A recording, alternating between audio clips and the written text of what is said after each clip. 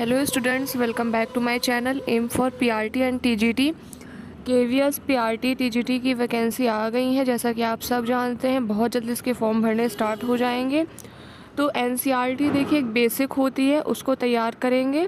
और हमने एनसीईआरटी में अभी साइंस तैयार कर रहे थे क्लास 6 की चैप्टर वाइज, और जितने भी इम्पॉर्टेंट पॉइंट्स हैं हर चैप्टर के मैंने अंडरलाइन किए हुए हैं ताकि आपके समय की बचत हो। अगर आपके पास समय है, आप पढ़ सकते हैं, तो कोशिश करिए कि आप पूरा पढ़ें चैप्टर को। और अगर नहीं पढ़ सकते हैं, आपके पास और भी ज़्यादा काम है, बहुत सारे नोट्स बनाने या समय कम पड़ रहा है, तो वो लोग इस तरीके से पढ़ सकते हैं। क्योंकि जितने इंपॉर्टेंट पॉइंट्स हैं हर चैप्टर के मैंने हाईलाइट किए, तो आपको पूरा चैप्टर एक एक वर्ड नहीं पढ़ना पड़ेगा। सिर्फ आप जो इम्पॉर्टेंट पॉइंट्स हैं, जो लाइंस हैं, वही आपको पढ़नी होंगी, ठीक है। और बहुत ही ज़्यादा ज़रूरी होती है एनसीईआरटी बेसिक्स के लिए, इसलिए मैं एनसीईआरटी सबसे पहले पूरी कंप्लीट करा रही हूँ। पेडागोजी मैंने ऑलमोस्ट करा ही दी है, पॉलिटी हो ही गई है। बाकी जैसा सिलेबस चेंज होगा मैं उस अकॉर्डिंग नोट्स आपको प्रोवाइड करती रहूँगी। तो चलिए स्टार्ट करते हैं। आज चैप्टर 4 और 5 कवर करेंगे। 2 चैप्टर इसलिए मैंने लिए क्योंकि चैप्टर 4 में कुछ ज़्यादा खास नहीं है, बहुत ज़्यादा बड़ा चैप्टर नहीं है, बहुत कम इंपॉर्टेंट पॉइंट्स हैं, तो इसलिए 2 चैप्टर साथ में लेकर के चल रही हूँ। तो चैप्टर 4 में जो टॉपिक का नेम है वो है वस्तुओं के समूह बनाना, ठीक है। यानी उनको उनकी ग्रुपिंग करना। एक जैसे गुण वाले जो वस्तु होते हैं उनको एक कैटेगरी में रखना, फिर दूसरे गुण वाले जो वस्तु हैं उनको दूसरी कैटेगरी में रखना, ठीक है। तो इस तरह से वस्तुओं को क्या करते हैं हम, जैसे प्लास्टिक की वस्तुएं, उनको एक कैटेगरी में करना, मतलब अलग अलग गुणों के आधार पर हम वस्तुओं के किस तरीके से समूह बनाते हैं उसके बारे में बताया गया है। तो पहला पेज जो हम देखते हैं इस चैप्टर का, यहाँ पर कोई भी इंपॉर्टेंट पॉइंट नहीं है क्योंकि यहाँ सिर्फ एक कहानी की तरह, एक स्टोरी की तरह शुरुआत की गई है। क्योंकि एनसीईआरटी में मोस्टली ऐसे ही होता है, स्टोरी की तरह शुरुआत की जाती है। सेकंड पेज में भी कुछ नहीं है। अब आ जाते हैं थर्ड पेज में। तो यहाँ पर भी कुछ ऐसा खास नहीं है, यहाँ सिर्फ पदार्थों के गुण बताए गए हैं। उसमें भी यहाँ पे एक स्टोरी दी हुई है कि पदार्थ एक दूसरे से भिन्न दिखाई देते हैं। जाहिर सी बात है, हर पदार्थ एक दूसरे से भिन्न होता है। अब यहाँ पर आ जाते हैं कि द्वितीयवान तथा द्वितीयहीन पदार्थों को काटने के स्थान पर आप पदार्थों को, यहाँ पर आप ये देख, यहाँ बताया गया है कि आप रेगमाल से रगड़ करके देख सकते हैं किसमें आपको, ठीक है। जैसे आप देखते हैं कि बहुत से पदार्थ होते हैं, जब उनको रगड़ते हैं तो अपनी चमक खो देते हैं। तो धातु और अधातु जान सकते हैं, ठीक है। द्वितीयवान पदार्थ है कि ये द्वितीयहीन है वो जान सकते हैं। जिनमें इस प्रकार की द्वितीय होती है प्रातः धातु कहलाते हैं। धातु जैसे कि लोहा, तांबा, एल्यूमिनियम, सोना, ये सब क्या होते हैं, धातु होते हैं। तो कुछ धातु के जो है एक उनमें चमक होती है, ठीक है। कुछ उदाहरण मतलब जो होते हैं धातु वगैरह होते हैं, उनमें मोस्टली धातुओं में क्या होती है, चमक होती है, ठीक। तो कुछ धातु जो चमक खो देती है। द्वितीयवान या द्वितीयहीन का मतलब होता है चमक जिनमें होता है, जो चमकीले होते हैं, जिनमें थोड़े से चमक होती है, शाइनिंग होती है, वो द्वितीयवान कहलाते हैं। जिनमें चमक नहीं होती तो द्वितीयहीन होते हैं, ठीक है। तो ऐसा क्यों होता है, द्वितीयहीन क्यों हो जाती है, चमक क्यों खो देती है? वायु और नमी की अभिक्रियाएं होती हैं उन पर, उसके कारण ऐसा होता है। विलेय और अविलेय पदार्थ हम जानते हैं, जो पानी में घुल जाते हैं वो विलेय पदार्थ होते हैं, ठीक है। और जो पदार्थ पानी में नहीं घुलते हैं वो होते हैं अविलेय पदार्थ, ठीक है।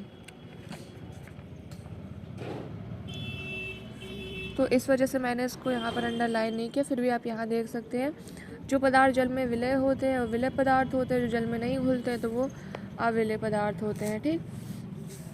कुछ गैसें जल में विलय होती हैं, जैसे कि यानी कि घुली हुई होती है, विलीन होती है उसी में, जैसे कि ऑक्सीजन, ठीक है। पानी के अंदर जो जीव जंतु रहते हैं वो कैसे ऑक्सीजन प्राप्त करते हैं, तो पानी में ही ऑक्सीजन गैस मिली होती है, उसी से वो ऑक्सीजन गैस लेते हैं, ठीक। पारदर्शिता के बारे में बात करते हैं तो 3 तरीके के होते हैं, अपारदर्शी, पारदर्शी और पारभासी। अपारदर्शी यानी कि ओपेक, ठीक है, इंग्लिश में कहते हैं इसको ओपेक। अपारदर्शी किन्हें कहते हैं, जिनके हम आर पार नहीं देख पाते हैं, अपारदर्शी, ठीक है, जिनको हम आर पार नहीं देख सकते। जिनके जैसे कि स्टील का बर्तन है, हम स्टील की थाली से अगर आर पार देखना चाहे तो क्या देख पाएंगे, नहीं देख पाएंगे, तो ये कैसा है, अपारदर्शी। पारदर्शी यानी कि ट्रांसपेरेंट क्या होता है, जिसके आर पार हम देख सकते हैं, ठीक। जैसे कि हमने कोई एक पॉलीथीन ले ली, सपोज़ करो, ठीक है, पॉलीथीन ले ली हमने, तो हम पॉलीथीन जो ट्रांसपेरेंट पॉलीथीन होती है, ऐसे नहीं कि ब्लैक कलर की पॉलीथीन ले ली, जो ट्रांसपेरेंट पॉलीथीन होती है वाइट कलर की, उसके क्या हम आर पार देख सकते हैं, तो वो कैसी हो गई, वो पारदर्शी हो गई, ठीक है। या जैसे पानी है, ठीक है, आपने पानी में देखा होगा, बाल्टी में आप पानी भरिए, ठीक है, या बॉटल में आप पानी भरिए, उसमें आप पत्थर डाल दीजिए तो आपको क्या होता है, पत्थर दिखाई देता है नीचे, तो वो क्या हो गया, पारदर्शी हो गया, ट्रांसपेरेंट हो गया। बात करते हैं पारभासी की। पारभासी का मतलब होता है ट्रांसलूसेंट, जो ना तो पूरी तरीके से ट्रांसपेरेंट होता है, ना ही पूरी तरीके से वो ओपेक होता है, यानी कि ना तो साफ साफ पूरा दिखाई देता है और ना ही बिल्कुल ना दिखाई देने वाली कंडीशन होती है। यहाँ पे कंडीशन होती है हल्का दिखाई देना, ठीक है, यानी कम कम दिखाई देना, उन्हें कहते हैं पारभासी, जिससे थोड़ा बहुत दिखाई देता है। ठीक, कई सारे ऐसे पदार्थ होते हैं जिन पर थोड़ा बहुत दिखाई देता है, जिनके आर पार क्या होता है, हम थोड़ा बहुत देख सकते हैं। ठीक, जैसे कई सारी ऐसी पॉलीथीन शीट्स होती जिनके आर पार बिल्कुल क्लियर नहीं दिखाई देता पर थोड़ा थोड़ा दिखाई देता है, तो वो क्या हो जाती है, पारभासी या फिर ट्रांसलूसेंट। तो यहाँ पर इतना ही इम्पोर्टेंट था, इसके अलावा बाकी और सब लाइक नॉर्मल ही चीज़ें दी हुई हैं, मतलब एक कहानी की तरह, एक स्टोरी की तरह। अब आ जाते हैं जो सबसे इम्पॉर्टेंट चैप्टर है, पदार्थों का पृथक्करण। ठीक है, दो पदार्थ हैं, एक दूसरे में मिक्स हैं, या दो से ज़्यादा पदार्थ हैं एक दूसरे में मिक्स हैं, हम किस तरीके से उन्हें अलग अलग करेंगे। जैसे गेहूं में कंकड़ मिक्स होता है, ठीक है, तो हम जब गेहूं को कंकड़ को गेहूँ से कैसे अलग करते हैं, हाथों से बीन करके फेंक देते हैं कंकड़ को, ठीक है, तो गेहूँ हमें मिल जाता है। इस तरीके से बहुत सारे ऐसे पदार्थ होते हैं जो एक दूसरे में मिक्स होते हैं, तो उनको हम किस तरीके से अलग कर सकते हैं, उसकी विधियाँ दी हुई हैं। इनसे क्वेश्चन बहुत पूछे जाते हैं, ऑलमोस्ट हर टीचिंग एग्जाम्स में पूछे जाते हैं, तो ये समझ लीजिए बहुत इंपॉर्टेंट चैप्टर है क्लास 6 एनसीईआरटी साइंस का। ठीक है, बहुत ही मोस्ट इम्पॉर्टेंट चैप्टर है, इसको ध्यान से पढ़ना है और डिटेल में पढ़ना है। तो सबसे पहला चैप्टर में जो सबसे पहला पेज है, रेशों से ये बीजों को अलग करने के लिए हम कपास को ओटते हैं। ये हमने चैप्टर 3 में पढ़ा हुआ था, ठीक है, कि हम जो कपास के रेशे होते हैं उनसे बीजों को अलग करने के लिए क्या करते हैं, हम कपास को ओटते हैं। उस प्रक्रिया को क्या कहते हैं, ओटाना कहते हैं। ठीक है, चैप्टर 3 में मैंने इस चीज़ को बताया था। अब यहाँ आ जाते जो सबसे इम्पोर्टेंट जिससे क्वेश्चन पूछे जाते हैं वो है पृथक्करण की विधियाँ। ठीक है, पदार्थों को किस तरह से हम पृथक करते हैं, किस तरह से अलग करते हैं। तो सबसे पहले हस्तचयन है, नाम से ही समझ में आ रहा है, हस्त का मतलब होता है हाथ। ठीक है, तो हाथ से चयन करके पदार्थों को अलग करना, जैसे कि मैंने बताया था गेहूं से पत्थर अलग करते हैं, तो क्या करते हैं, गेहूं को हम बीना करते हैं, उससे क्या होता है, पत्थर पत्थर फेंक देते हैं और गेहूं बचता है। तो ये क्या हो गई, हस्तचयन की प्रक्रिया हो गई। इसके द्वारा हम क्या करते हैं, जैसे कुछ गेहूं है, चावल है, या कोई भी ऐसे पदार्थ है जिनको हम बीन सकते हैं, बीन करके अलग कर सकते हैं, ठीक है, उनको हम हस्तचयन के माध्यम से अलग कर देते हैं। अब आ जाते हैं थ्रेशिंग पे। थ्रेशिंग क्या होती है, तो जैसे खेत वगैरह होते हैं, वहाँ पर देखा होगा गेहूं या चावल के गट्ठर होते हैं सूखे हुए, तो सूखे पौधों की डंडियों से अन्न यानी कि अनाज को अलग करते हैं। ठीक है, जो पौधे हैं, सूखे पौधे हैं, ठीक है, अनाज पक चुका है, अब उससे हम अनाज को अलग करते हैं, तो उसकी प्रक्रिया को क्या कहते हैं, थ्रेशिंग कहते हैं। ठीक है, बैलों की सहायता से भी होता है थ्रेशिंग का कार्य और मशीनों से भी होता है। तो थ्रेशिंग के बारे में भी हम सभी जानते हैं, हम सबने सुना है, हाथ से चयन करना ये भी सबने सुना है। अब आ जाते हैं निष्पावन। निष्पावन क्या होता है, तो इसको हम पहले इस मेथड से समझेंगे। मैंने जो मेथड में इम्पोर्टेंट था उसको अंडरलाइन किया, क्योंकि आप जब करके सीखते हैं ना तो वो ज़्यादा इजी होता है। तो हम यहाँ पे कर नहीं रहे, लेकिन यहाँ पे ऑलरेडी किया हुआ दिया हुआ है, तो इससे ज़्यादा आसानी से आपको समझ में आएगा। तो सूखे रेत और लकड़ी के बुरादे या फिर सूखी पत्तियों के पाउडर का एक मिश्रण बना लिया। ठीक है, यानी कि लकड़ी का बुरादा ले लिया, ठीक है, और सूखा रेत ले लिया। ठीक, अब उसको किसी प्लेट के ऊपर पे रख दिया। ठीक, अब उसको उठा करके ऊपर टेढ़ा किया और खूब ऐसी मतलब हवा दी, तो उससे क्या होगा, जो हल्का पदार्थ है वो नीचे गिरा होगा। जैसे कि आपने देखा होगा कि भूसा अनाज में जो मिला रहता है, आपने गांव में कई लोगों को देखा होगा, सूप में वो क्या करते हैं, अनाज को लेते हैं आगे, या तो कुदरती जो हवा चलती है, वायु चलती है, उसके द्वारा, नहीं तो फिर वो कोई पंखा ऐसा लगा लेते, कोई फ़ैन लगा लेते और हल्का सा तिरछा करते हैं सूप को और नीचे अनाज गिराते जाते। तो उससे होता क्या है कि जो अनाज के कण होते हैं वो भूसे की तुलना में भारी होते, अनाज के कण नीचे गिर जाते, और जो भूसा होता है वो क्या होता है, वो उड़ करके अलग होता जाता है। तो इसे कहते हैं निष्पावन। यानी कि निष्पावन का उपयोग वायु के झोंकों द्वारा मिश्रण से भारी और हल्के जो तत्व होते हैं उनको अलग करने में किया जाता है। यानी कि जो भूसा था वो हल्का तत्व था तो वो वायु से उड़कर अलग हो गया, और जो गेहूं था वो भारी तत्व था तो वो नीचे। नेक्स्ट आ जाते हैं चालन। चालन क्या होता है? देखिए, मैं बहुत ज़्यादा कॉम्प्लिकेटेड करके नहीं बता रही हूँ, इजी एग्जांपल लेके बता रही हूँ ताकि आपको याद हो सके, ठीक है। तो चालन आप जानते हैं, चालनी का उपयोग क्यों हम करते हैं? जब हम आटा छानते हैं, ठीक है, तो हम क्या करते हैं? चलनी का उपयोग करते हैं, ठीक है। चालन द्वारा जैसे हम थ्रेशिंग के बाद में जो गेहूँ के साथ डंडियाँ रह जाती हैं या भूसा वगैरह रह जाता है या अदर चीज़ें रह जाती हैं, पत्थर वगैरह रह जाते हैं, ठीक है, निष्पावन और थ्रेशिंग के बाद भी थोड़े बहुत अवयव रह जाते हैं तो चाल करके हम क्या कर देते हैं? अलग कर देते हैं उनको, ठीक है।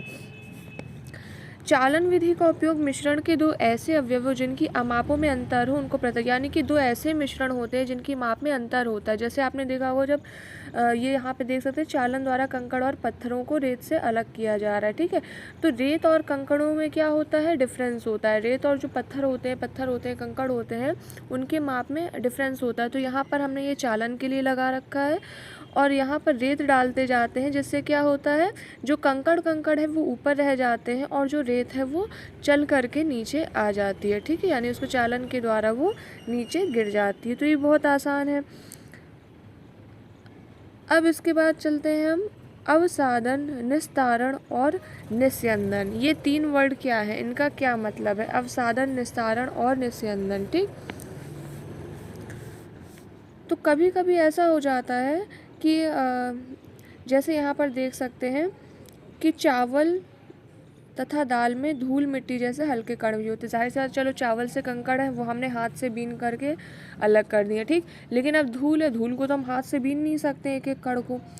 तो क्या करते हैं हम? पकाने से पहले चावल या दाल को क्या करते हैं? पानी में धुलते हैं, ठीक है। पानी में क्यों धुलते हैं? क्योंकि जो धूल वगैरह वो होते हैं ना, जो चावल में या दाल में धूल है वो क्या होते हैं? पानी के साथ में बह जाते हैं, ठीक है। पानी के साथ में आपने देखा होगा जब चावल को डालते हैं तो चावल नीचे रह जाता है। जब हम पानी निकालते हैं, छानते हैं, तो पानी कितना गंदा सा होता है। वो गंदा उन धूल के कणों के कारण हो जाता है, ठीक। तो जब हम उसको धोते हैं अच्छे से तो जितने धूल के कण हैं वो अलग हो जाते हैं, ठीक। तो जब हम मिश्रण को, यानी मिश्रण समझ लो हमारा चावल है, ठीक है। अब हम इसको चावल को पानी में डालेंगे तो चावल क्या होगा? नीचे रह जाएगा और जो धूल के कण थे वो पानी में मिल जाते हैं। तो पानी को हम क्या करते हैं? फेंक देते हैं और चावल साफ सुथरे निकल आते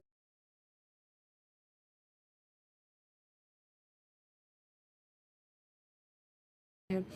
अब जो अवसादित मिश्रण है उसको हिलाए बिना ही जब हम जल को मिट्टी सहित उड़ेलते हैं तो उसे निस्तारण कहते हैं। जैसे इसको मैं एकदम आसान भाषा में बताऊं, आप चावल पकाते हैं तो क्या करते हैं? चावल में पानी को डालते हैं, ठीक है, या पानी में चावल डालते हैं, एक ही बात है। तो पानी में चावल जब आप डालते हैं तो चावल क्या होते हैं? नीचे बैठ जाते हैं और जो मिट्टी क्या होती है वो पानी में आ जाती है। तो जो चावल का मिट्टी में बैठने की जो प्रक्रिया है वो हो गई अवसादन, ठीक। चावल का तली में बैठने की जो प्रक्रिया है वो हो गई अवसादन, ठीक। चावल को हमने पानी में डाला, चावल क्या हुए? पानी की तली में बैठ गए, यानी जो बर्तन है उसकी तली में बैठ गए, उसे अवसादन कह दिया। अब जो मिट्टी थी वो पानी में मिक्स हो गई और पानी को जब हम मिट्टी सहित उड़ेल देते हैं यानी पानी को फेंकते हैं तो उसे क्या कहते हैं? निस्तारण कहते हैं। अवसादन यानी कि तली में बैठ जाना चावल का, और निस्तारण यानी कि पानी का उड़ेल देना। तो अवसादन और निस्तारण में डिफरेंस समझ में आ गया आपको, ठीक। ऐसे द्रवों के मिश्रण को पृथक करने में भी उपयोग में किया जाता है जो आपस में मिश्रण मिश्रित नहीं होते हैं, ठीक है। निस्तारण का हम उपयोग इसमें भी कर सकते हैं। निस्तारण का मतलब होता है उड़ेलना किसी चीज़ को। तो जैसे मान लो 2 ऐसे द्रव हैं जो आपस में मिक्स नहीं होते, जैसे कि पानी और तेल, तो इनको अलग करना हो तो भी हम निस्तारण का उपयोग कर सकते हैं, ठीक। अब कैसे करते हैं वो हम भी आगे देखेंगे। जैसे इसको क्या करते हैं? थोड़ी देर के लिए अगर हम रख देते हैं शांत, पानी और तेल है, ठीक है, उसको हिलाते नहीं, कुछ समय के लिए रख देते हैं, तो आप देखते होंगे कि एक तेल की जो एक परत है ना वो ऊपर रह जाती है, ठीक है। तो वो परत क्या होती है? बिल्कुल अलग हो जाती है। पानी अलग हो जाता है, तेल अलग होता है, तो उसमें भी निस्तारण। इसके अलावा कीप वाली विधि है जो हम आगे देखेंगे। पहले हम निस्यंदन की बात कर लेते हैं। निस्यंदन क्या होता है? चाय जब बनाते हैं, ठीक है, चाय को क्या करते हैं? छन्नी में डालते हैं, छानते हैं। ठीक है, ऐसा तो नहीं कि चाय बनाई और पी ली, पहले चाय को छानते हैं। क्यों छानते हैं? उससे क्या होता है, जो चाय की पत्तियाँ वगैरह हैं, अदरक है या और जो सारे सब्सटेंसेस हैं जिनको हमें नहीं पीना है, नहीं कंज्यूम करना है, वो छन्नी में रह जाते हैं। इसी को निस्यंदन कहते हैं। निस्यंदन का मतलब है फ़िल्टर करना। ठीक है, छानना, फ़िल्टर कर देना। तो चाय पक गई, चाय को हमने छान दिया तो चाय हमारे पास आ गई, और जो उसकी चाय पत्ती वगैरह थी, अदरक था, अदर चीज़ें थी, वो छन्नी में रह गई। तो ये हो गया निस्यंदन या फ़िल्टर करना। या जैसे कपड़े होते हैं, आपने देखा होगा कॉटन के कपड़े का यूज़ किया जाता है, जैसे पनीर वगैरह बनाते हैं तब आपने ध्यान दिया होगा, जब हम उसमें डालते हैं तो क्या होता है, जो ऊपर क्या रह जाता है, वो पनीर का रह जाता है मैटर, और नीचे जो पानी पानी होता है वो निकल जाता है, क्योंकि धागों के बीच में जो गैप होता है, जो छोटे छोटे छेद होते हैं, तो ये भी क्या होता है, ये भी एक तरह से फ़िल्टरेशन का काम करता है। ठीक है, जो कपड़ा होता है वो भी क्या होता है, फ़िल्टर का काम करता है। फ़िल्टर पेपर होता है, उसके द्वारा भी, उसमें भी फ़िल्टर पेपर के द्वारा भी हम बहुत सारे जो है ऐसे चीज़ों को अलग कर सकते हैं। जैसे कि मैंने अभी बताया था आपको, फ़िल्टर पेपर को एक कीप की तरह बना लेते हैं। ठीक है, या मोड़ करके कीप में लगा देते हैं, कीप की तरह ही बना लेते हैं, एक शंकु रूप में बना लेते हैं और फिर उसको कीप में लगा लेते हैं, और उसके बाद उससे हम कई सारे ऐसे जो मिश्रण होते हैं जो अलग हो जाते हैं, जैसे कि सपोज़ करो पनीर बनाने के लिए उपयोग कर रहे हैं, या बहुत सारे ऐसे मिश्रण होते हैं, तो क्या होता है, फ़िल्टर पेपर में हम डाल देते हैं, तो छन छन करके जो लिक्विड पार्ट होता है वो नीचे गिर जाता है, और जो हैवी पार्ट होता है वो क्या होता है, फ़िल्टर पेपर में रह जाता है। ठीक, तो इस तरीके से भी हम यूज़ कर सकते हैं। तो निस्यंदन का कुल मतलब क्या हो गया, फ़िल्टर करना। अब हम एक शॉर्ट में एक बार फिर से देख लेते हैं। अवसादन का मतलब क्या हो गया, तली में बैठ जाना। ठीक है, तो तली में बैठ जाने की प्रक्रिया हो गई अवसादन, और बिना हिलाए जो पानी को उड़ेलते हैं उसकी वो प्रक्रिया हो गई निस्तारण, और छानने की प्रक्रिया यानी फ़िल्टर करने की प्रक्रिया हो गई निस्यंदन। ठीक, अब जल में सपोज़ करो नमक मिक्स है, तो अब इसको कैसे अलग करेंगे, नमक तो पूरा घुल गया है जल में, अब घुली हुई चीज़ को हम अलग कैसे करेंगे, तो इसको हम क्या करते हैं, हीट करते हैं, यानी कि गर्म करते हैं। गर्म करने पर क्या होता है, भाप बन जाती है पानी। ठीक, तो जल क्या होती है, भाप बन जाती है। तो इसको भाप बनने की जो प्रक्रिया होती है उसे क्या कहते हैं, वाष्पन कहते हैं। वाष्पन की प्रक्रिया का हम उपयोग क्या करते हैं, जल से नमक को अलग करने में। अब जैसे यहाँ पे एग्जांपल देते हैं, समुद्र के जल को बड़े बड़े गड्ढों में भरकर छोड़ दिया जाता है। ठीक है, समुद्र के जल में क्या होता है, नमक होता है। अब सूर्य का प्रकाश जब समुद्र के जल पे जो गड्ढों में भरा उसमें पड़ेगा तो क्या होगा, वाष्पित होने लग जाएगा जल। अब जल क्या है, धीरे धीरे वाष्प में बदल जाता है, तो सारा जल वाष्पित हो जाता है जब, तो ठोस लवण क्या हो जाते हैं, नीचे बैठ जाते हैं। इस तरीके से क्या होता है, जल वाष्पित हो गया और नमक प्राप्त हो जाता है। जैसे अब रेत और नमक का मिश्रण है। ठीक है, इसको कैसे अलग करेंगे, इस मिक्सचर को पहले हम पानी में मिला देते हैं। ठीक, तो पानी में डालने पर क्या होगा, जो रेत है वो पानी में क्या होती है, नीचे बैठ जाती है। अब नीचे बैठ गई पानी में, तो हमने क्या किया, रेत नीचे बैठी हुई है तो हमने पानी को निस्तारण के द्वारा निकाल लिया, यानी पानी को जो निकालना की विधि होती है, जैसे मैंने चावल और पानी वाला बताया था, चावल नीचे बैठ गया, पानी निकाला, तो पानी निकालने को क्या कहते हैं, निस्तारण कहते हैं। ठीक है, पानी निकालिए। अब पानी में क्या है, नमक भी है। ठीक, क्योंकि हमने रेत के साथ नमक भी मिश्रित किया हुआ था, तो पानी में नमक भी है। अब रेत तो अलग हो गया, पानी से नमक कैसे अलग करें, तो उसके लिए क्या करेंगे, जो नमक और जल है उसको अलग करना है, तो पहले केतली में भर करके इसको ढक्कन बंद कर देंगे और केतली को क्या करेंगे, गर्म करेंगे। गर्म करने पर क्या होगी, केतली की टोटी से भाप निकलती है। अब एक धातु की प्लेट ले लेंगे जिस पे बर्फ़ रखी हो, तो आपको पता है कि भाप जब जा कर के प्लेट से टकराएगी तो क्या होगा, जो जल है वो उसमें क्या होती है, संघनित होकर के जब बर्फ़ से ठंडी की गई प्लेट में टकराएगी तो क्या हो जाएगा, जैसे कि बारिश का होता है कि पानी जो है भाप बनता है, फिर ऊपर जा कर के क्या होता है, ठंडा होकर के पानी की बूंदों में कन्वर्ट हो जाता है। तो उसी तरीके से भाप क्या होती है, बूंदों में कन्वर्ट हो जाती है। तो पानी जो जल वाष्प है उससे जब द्रव बनता है, द्रव से जब वाष्प बनी तो उस प्रक्रिया को वाष्पन कह दिया। अब वाष्प से जब फिर से द्रव बन गया, यानी जो भाप था वो फिर से द्रव बन गया या पानी की बूंदें बन गई, तो उस प्रक्रिया को संघनन कह देते हैं। ये बहुत पूछा जाता है संघनन वाला। ठीक है, कि जल वाष्प से जब बादल बने, ठीक है, उसके बाद बूंदें बन गई, तो बूंदें बनने की प्रक्रिया क्या होती है, तो वो संघनन होती है। ठीक है, तो पानी से भाप का बनना वाष्पन हो गया। अब वाष्प से फिर से पानी बनना या द्रव बनना वो क्या हो गया, संघनन हो गया। ठीक, तो इस तरीके से हमने क्या किया, नमक, रेत और जल तीनों को हमने निस्तारण, निस्यंदन और वाष्पन के द्वारा अलग कर लिया। तो यहाँ तक हो गया। अब इसके बाद नेक्स्ट पेज पर आ जाते हैं। जब किसी कोई जल लीजिए आप, ठीक है, उसे नमक मिलाते रहिए, नमक मिलाते रहिए, मिलाते रहिए, एक समय ऐसा आएगा जब उसके बाद में उससे अधिक नमक नहीं डल पाएगा। ठीक, तो उस सॉल्यूशन को क्या कहेंगे, सॉल्यूशन क्या होता है, जब आप पानी में आपने कोई चीज़ मिला दी, ठीक है, तो ये क्या बन गया, एक सॉल्यूशन बन गया, नमक और पानी का सॉल्यूशन बन गया। अब इस सॉल्यूशन में जब हम और नमक मिलाते ही रहेंगे तो एक समय के बाद में एक ऐसी कंडीशन आएगी जब और ज़्यादा नमक नहीं घुलेगा, तो उस कंडीशन सॉल्यूशन को क्या कहेंगे, संतृप्त विलयन कहेंगे। ठीक, और अगर पदार्थ घोलना है तो गर्म करके हम उस सॉल्यूशन को गर्म करने पर क्या होगा, नमक की मात्रा अधिक घोली जा सकती है।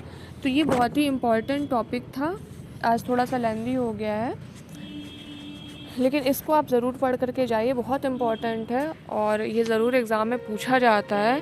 और सिलेबस में बहुत सारे चेंजेस नहीं होंगे, तो फिर से वो पूरी उम्मीद है कि ये टॉपिक जो है वो पूछा जाए। और एनसीईआरटी बहुत इंपॉर्टेंट है, केवीएस पीआरटी टीजीटी दोनों के लिए ही बता रही हूँ मैं।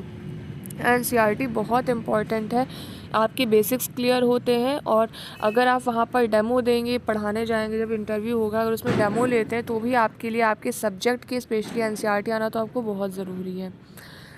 So all the very best, आप जिस भी एग्ज़ाम की तैयारी करें। और अगर आप केवीएस पीआरटी टीजीटी या फिर यूपी सुपर टेट की तैयारी करें तो चैनल के साथ जुड़े रहिए। Thanks for watching.